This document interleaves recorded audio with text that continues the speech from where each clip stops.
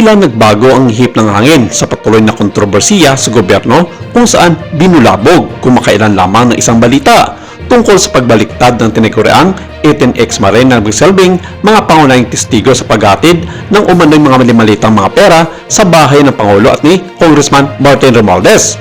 Ayon sa mga lumalabas na balita nito lamang Lunes, March 2, 6 sa 18 mga ex-marine ang umatras na sa kanilang mga unang payag na ipagpatuloy ang pagsulong sa pagbibigay ng ebidensya laban kay Pangulong Marcos at sa pinsan nitong si Congressman Martin Romualdez.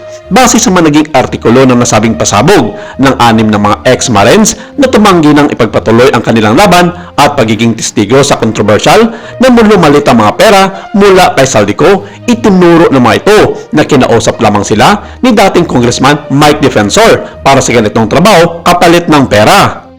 Tingin ni dating Senador Antonio Trillanes IV, si dating anak kalusugan Party List Representative Mike Defensor ang nasa likod ng mga nagpakilalang ex-marines na nag-akusa sa ilang mga kongresista na tumanggap ang ng pera mula sa kickback ni dating Ako Bicol Party List Representative Saldico mula sa flood control projects, kaya ito rin ang dahilan kung bakit hindi matanggap at masikmura ng ilan sa mga Marines na kinuha at na-recruit nito para idiin ang Pangulo sa kontrobersyal ng mga malita na puno ng pera. Ayon kay Trillanes, sa ulat sa agenda ng Billionaire News Channel o BNC, na-trace namin itong si Mike Defensor. Iyong kotse na ginamit ng mga nag-presscon ay nakaregister sa kanyang pamilya. Tapos, meron pa kaming ibang kinukuwang leads. Para kay Trillanes, isa itong dirty tricks para sa menstrual na crimes against humanity na case ni dating Pangulong Rodrigo Duterte. Sa dinami-dami raw kasi ng mga araw, questionable ang timing ng presscon na sa bisperas aniya ng EDSA People Power na anniversary isinagawa.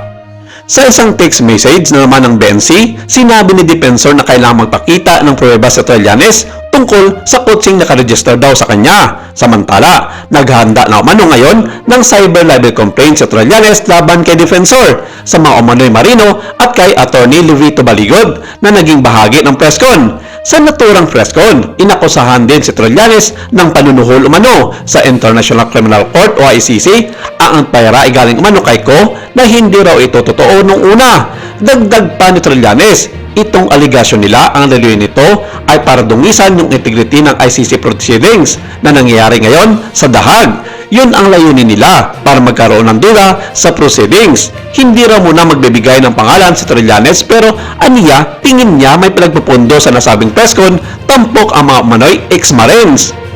Malugod naman na tinanggap ni Trillanes ang pag-atras ng 6 na ex-marine sa kanilang pagtalikod na maging testigo sa kontrobersyal ng mga maleta. Sagot naman ni Defensor sa nakaabang cyber libel complaint, hindi naman siya ang nagsiwalat ng mga informasyon sa presscon at magdadakong harap sa investigasyon ang mga umano'y dating Marino para magkalinawan. At sinabi nito na ang 6 na umatras ng mga ex-marines ay sinuhulan na naman di mano ni Trillanes. Pero handa rin umano si Defensor na humarap sakaling imbitahan siya para sa isang investigasyon sa Senado.